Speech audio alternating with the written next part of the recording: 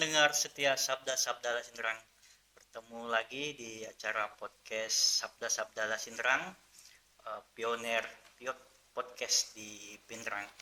Nah, eh, kali ini untuk podcast kali ini kita akan membahas sebuah program. Tapi sebelumnya mungkin saya perkenalkan dulu nih. Saya ditemani di samping saya ada Kakak Saka. Beliau ini salah satu advokat atau praktisi hukum di Pindrang. Mungkin Kak Saka ini mungkin bisa kita ngobrol. Kita mau bahas apa nih di program Sabda-Sabda Lasinderang kali ini mungkin? Ya, terima kasih Bang Mulis. Saya panggil Abang aja. Oke. Ya, ini kan kemarin yang sempat viral di sosial media, khususnya di Kabupaten Pindrang ini, yaitu cinta palsu jerat hukum dengan berkedok cadar itu, yang saking viral di Kabupaten Pindrang sampai menasional. Betul. Iya. Nah, tapi kita ini dulu lah. Programnya ini apa? Sabda-sabda bahas apa ini anunya? Soal apa? Kalau soal ini, soal sada-sada hukum ini adalah kegiatan sada-sada ada bisa. Oh, ada ya? Iya. Kalau bahasa Bugisnya ada. Tapi berarti soal hukum. Soal hukum. Jadi kan kita merujuk kepada kasus yang viral kemarin ini terkait masalah love scamming. Iya. Love scamming ya. Ya. Nah, sebagai apa namanya, salah satu yang meliput juga dan sebagai media wartawan juga.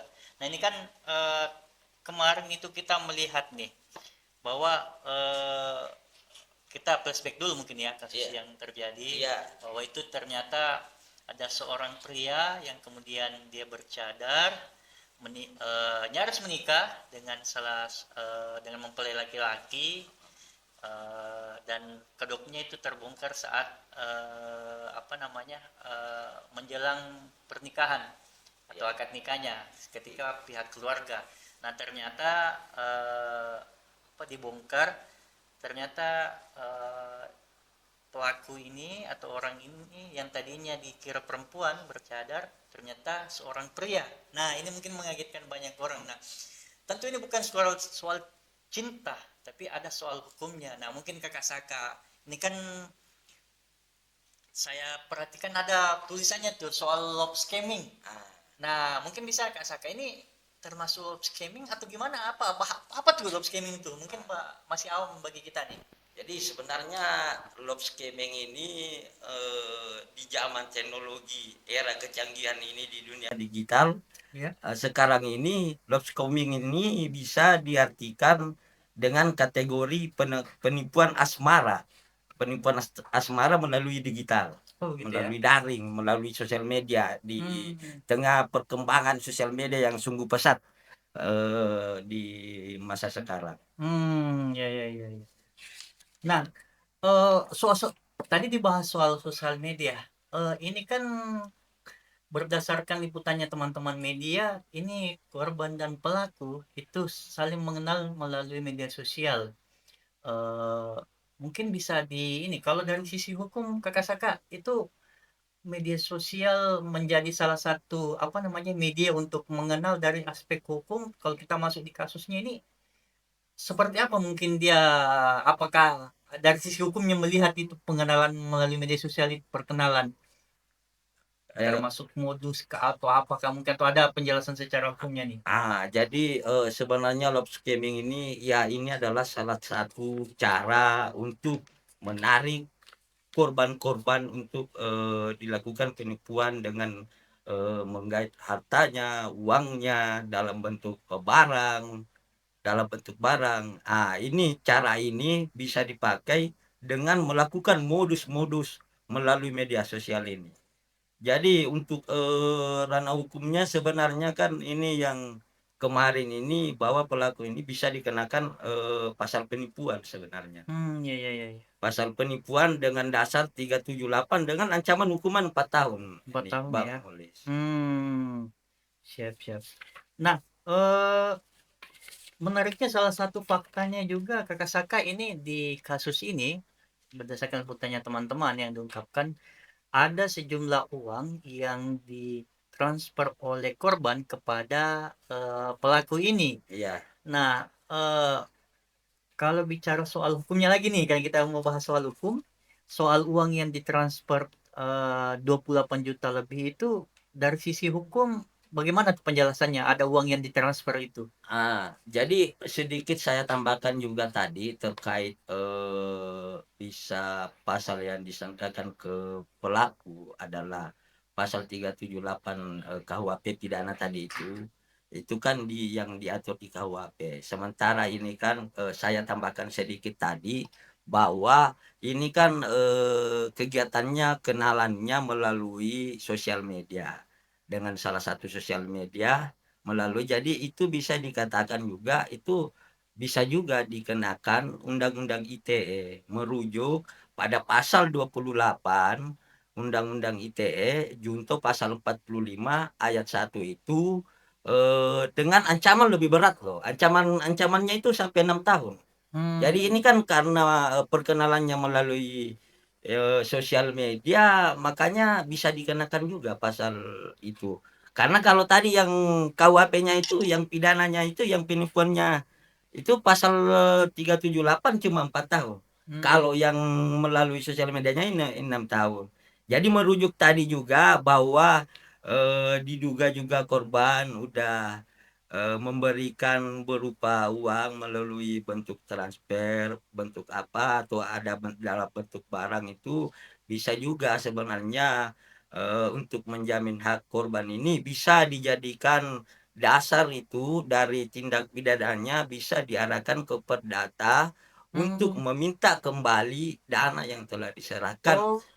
Nah, Iya, jadi iya, iya. dengan merujuk, pasal 1365 itu KUH Perdata itu bisa dijadikan dasar untuk menggugat, yang namanya perbuatan melawan hukum. Jadi gugatannya ini gugatan perdata Hmm. untuk meminta uangnya itu kembali Oh. yang, Jadi bisa tuh kerugian. diminta uangnya kembali Bisa, Kakak ya? tapi ini melalui tahap pengadilan dengan dasar, tindak pidananya yang dilakukan oleh pelaku. Oh, iya, iya. Artinya kalau ada kasus seperti ini, lob scamming, kemudian ada uang, itu Iya. bisa dari pelaku memakai apa namanya perdata ya, dari Iya, sisi perdata, perdatanya untuk perdata. bagaimana uangnya kembali. Heeh. Nah, ada juga yang menarik nih Kakak, soal pemalsuan identitas. Nah, ini juga mungkin ada dari sisi hukum kalau kemudian orang yang awalnya dia apa namanya mengaku sebagai perempuan, kemudian menyembunyikan identitasnya. Mungkin bisa sedikit juga dijelaskan nih kalau soal pemalsuan-pemalsuan meskipun mungkin tidak dipakai tapi disembunyikan. Ah. Apa namanya dari sisi hukum bagaimana tuh, Mbak? Jadi itulah sebenarnya, love scamming ini di sekarang ini kan orang itu memakai identitas palsu, bisa memakai identitas foto, yang bisa Semakin mengganti, canggih ya. seorang, laki-laki, foto-foto yang cantik biasalah yang terjadi itu banyak akun-akun memang untuk dipakai untuk caranya bagaimana untuk menghasilkan pundi-pundi uang dengan cara menipu lewat, sosial media seperti itu. Hmm. Tapi kalau soal spesifik pemalsuan identitas gimana tuh? Mungkin adakah soal hukum? Kalau masuk spesifik identitas kan itu sudah bisa masuk Hmm. dikategorikan penipuan juga dia bahwa, telah menipu orang Ya, dengan ya, ya, ya. mengambil, harta atau uang atau dalam bentuk barang itu yang masuk Hmm. di situ, ketika dia mempalsukan, data-datanya. Siap, siap. Di zaman sekarang kan enak, orang tinggal ambil saja, foto yang bisa menjebak orang untuk bisa menipu. Iya, iya. Jadi, seharusnya juga harus hati-hati masyarakat sekarang. Iya, iya. Kakak Saka, nah ini kan kita di media sosial saat ini aktif sekali tuh netizen kita, bahkan kita sendiri. Nah, kasus kemarin itu banyak yang, nah ini juga kemarin yang pemain-pemain apa namanya bukan pemain ya, eh, kita yang di media sosial banyak yang kemudian memviralkan kejadian itu, apa namanya, eh, dari sisi hukum misalnya ada tidak yang perlu kita waspadai atau hati-hati dalam menyebarkan ada kejadian seperti itu mungkin karena memviralkan orang dan kejadiannya atau gimana tuh mungkin ada dari sisi hukum? Ya betul, karena di sisi lain juga ini bisa dikatakan bahwa sebenarnya terduga pelaku juga ini kita harus memakai asas yang namanya asas presumption of innocence. Ya, Presumption of innocence ini adalah asas praduga tak bersalah. Jadi sekarang itu bahwa ya saya juga mendapatkan beberapa yang beredar di sosial media ini ada yang bisa ada yang mengupload untuk kebutuhan ya bisa saja kebutuhan konten sebenarnya itu kan tidak bisa dimasukkan karena itu melanggar sampai ada yang dalam tanda kutip ini asusila telanjang maaf ya ini sebenarnya bisa ada hak pelaku ini untuk menjerat juga sebenarnya teman-teman yang main sharing karena untuk kebutuhan konten karena kapan ada kejadian-kejadian viral otomatis apalagi di tengah sekarang kan sosial media ini bisa juga menghasilkan tapi kan mau menghasilkan dari ini tapi memakai konten-konten orang bisa juga sebenarnya kena pencemaran nama baik kalau seperti itu. Ya. Nah kita fokus kembali ke segmen masalah yang terjadi ini. Apa sebenarnya kalau kita mau melihat kenapa orang sampai terjebak yang namanya love scamming ini? Nah mungkin sebagai praktisi hukum kemudian mengamati juga pola-pola yang terjadi. Apa mungkin yang menyebabkan orang muda nih terjebak love scamming ini? Di sini juga sebenarnya kurangnya literasi digital. Banyak juga orang kan yang punya sosial media cuma satu. Ya kurang literasi digital. Apalagi kalau terusus buat kayak perempuan. Perempuan ini kan juga biasa ada tuntutan-tuntutan untuk secepatnya dorongan dari orang tua bahwa kamu harus menikah. Jadi kalau sudah dalam keadaan terpaksa bisa saja mendapatkan jodoh di mana saja meskipun ya banyak juga yang betul-betul mendapatkan jodoh bisa ketemu dari sosial media tapi kan di sini kan harus memilih-milih juga harus melihat bahwa harus hati-hati ketika sudah diiming-imingi atau diminta-mintai masalah uang ya jangan diladeni dulu karena ujung-ujungnya itu bisa itu kembali yang namanya terjadi kasus love scamming itu.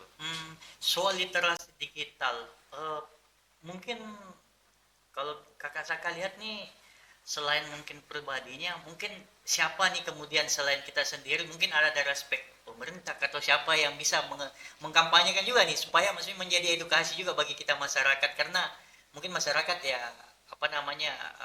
bisa saja mungkin cuek atau memang perlu ada trigger yang mereka butuhkan untuk menjelaskan ke mereka nih. Ya betul. Di sini kan juga bisa dalam artian bahwa ya termasuk kayak seperti media bisa podcast kita ini juga ya. Ya bisa podcast ini bisa mengundang ya memang narasumber yang ahli di bidang itu. Bisa saja yang dari lembaga bantuan ini kan LBH ini kan banyak sudah ada di beberapa di Kabupaten Pindrang itu bisa untuk sosialisasi bisa dipanggil karena sadar-sadar Sindang ini menerima semua ini tema apapun ya yang dibahas di sini. Ya. Love scamming ya. Kalau sejauh ini berpengalaman sebagai pengacara lawyer di Pindrang kasus love scamming ini bagaimana sih? Apakah memang banyak atau baru ini atau kita baru punya judul untuk kejadian seperti itu atau seperti apa pengalaman kakak Saka? Ya Bang Mulis jadi memang kan sebenarnya yang banyak terjadi juga di Kabupaten Pindrang ini ya bisa dikatakan memang banyak sih sebenarnya yang terjadi kasus penipuan dan penggelapan di Kabupaten Pindrang ini. Meskipun di sisi lain bahwa kasus love scamming yang berkedok seperti ini ya baru terjadi di Kabupaten Pindrang baru terjadi. Jadi makanya kan viral sampai kemana-mana ini sampai kemana-kemana.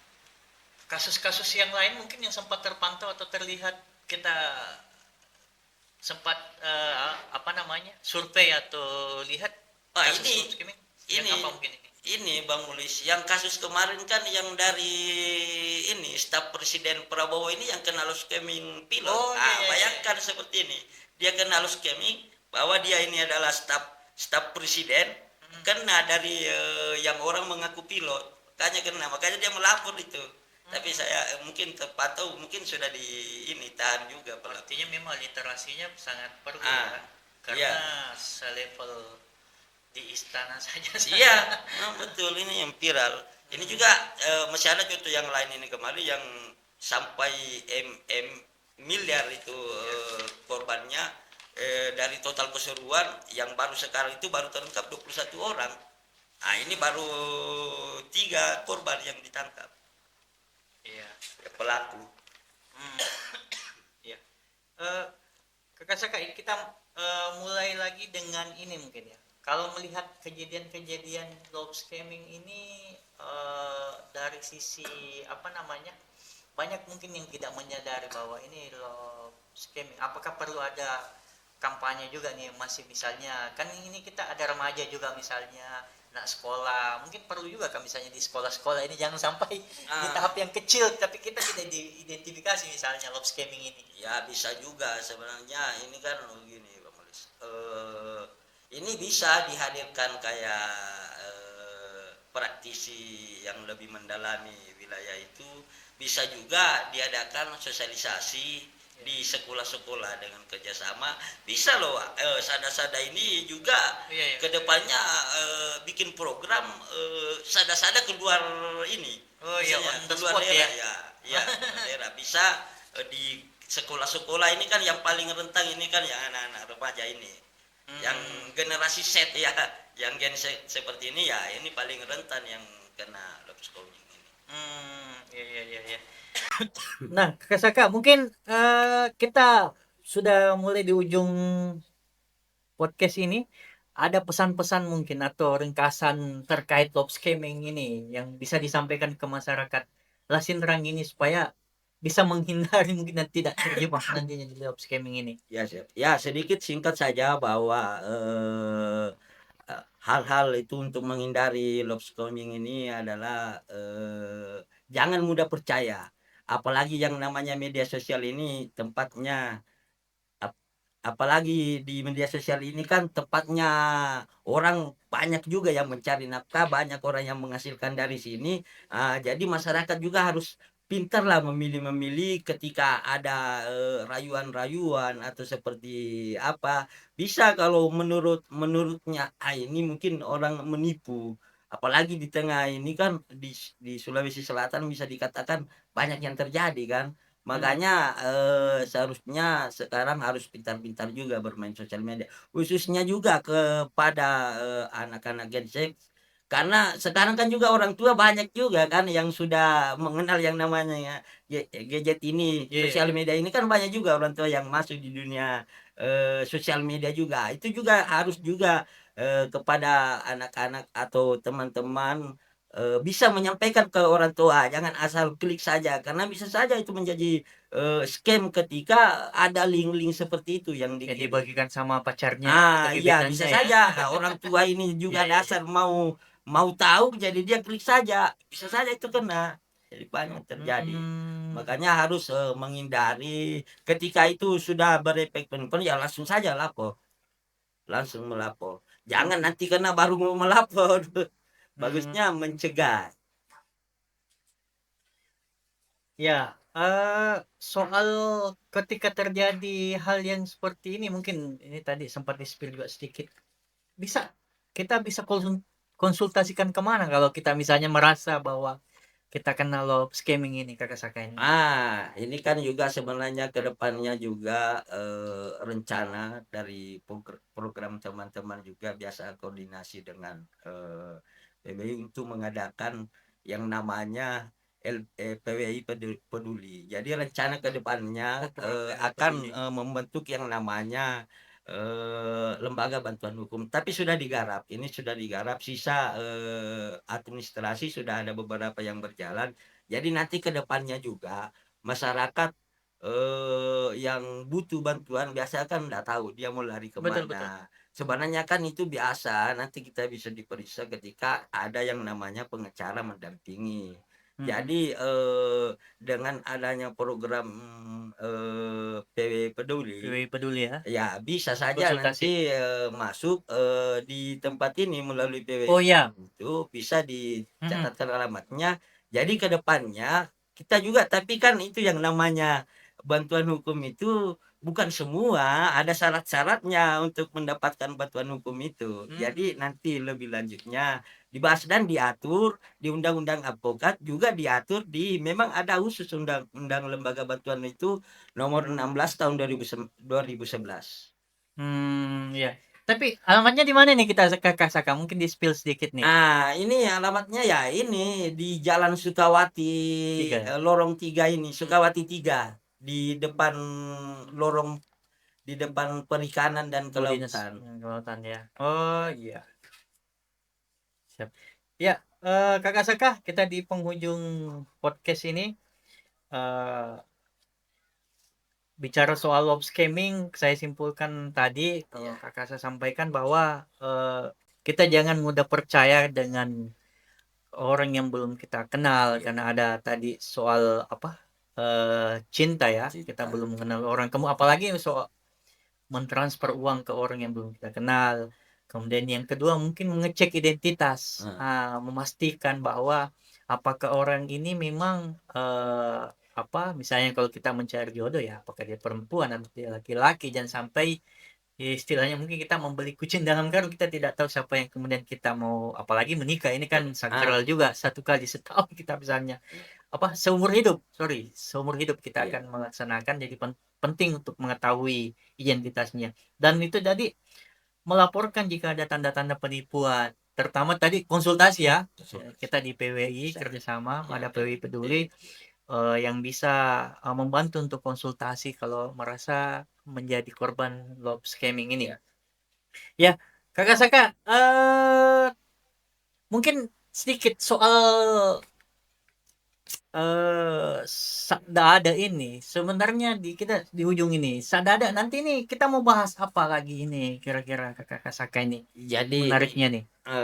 selain tema umum yang lain yang diadakan Sada-Sada Lasindang kan, tema Sada-Sada ada juga ini membahas tentang hukum ke depannya. Jadi kita spill untuk ke depannya itu tadi yang saya bahas bahwa, kita bahas tentang lembaga bantuan hukum LBH ya. kepada masyarakat. Bantuan hukum kepada Bantuan hukum. masyarakat ini kan, karena kan terkadang biasa ada masyarakat yang kena, pidana atau gimana, atau bisa saja dia cuma ditangkap baru tidak tahu apa-apa, makanya kan bisa, makanya bisa, melapor ke lembaga bantuan hukum ini. Tapi kan ada syarat-syaratnya juga. Iya. Nanti kita, ya segmen Jadi selanjutnya lah segmen ini kita intinya bahas. juga kita membahas soal hukum Kakak Saka ya, pembelajaran lah, karena mungkin eh apa, soal hukum ini memang perlu ada praktisi yang menjelaskan, terutama Kakak Saka ini yang memang bergelut kemarin soal pria bercadar ini. Kakak Saka langsung menulis, artinya memang publik butuh pencerahan soal kasus-kasus hukum yang terjadi. Ya, sebenarnya itu, karena itu kurangnya literasi digital, Iya, iya, iya. ya termasuk juga ini, mungkin bisa dikatakan berlebihan karena kan sekarang itu, di dunia sosial media juga ini kan bisa menghasilkan. Jadi kan terkadang masyarakat atau konten kreator itu, mengambil sana sini, sebenarnya kan itu Iya, bisa iya. dikatakan Oh pelanggaran iya, hak penting cipta juga dibahas sebenarnya. nanti kayaknya Itu itu ya. seharusnya mengambil ini baru diposting, kan itu ada kalau mau dipikir juga dari sisi, royaltinya juga kan bisa untuk, karena kan Betul, betul. sekarang yang paling viral ini biasa terkadang dari Royalti ya. media-media yang asli kan dengan medianya, Kang Ulis ini. Ya, terima kasih sudah mendengarkan Sabda-Sabda Lasindrang. Kami pamit sampai bertemu di episode selanjutnya. Wassalamualaikum warahmatullahi wabarakatuh.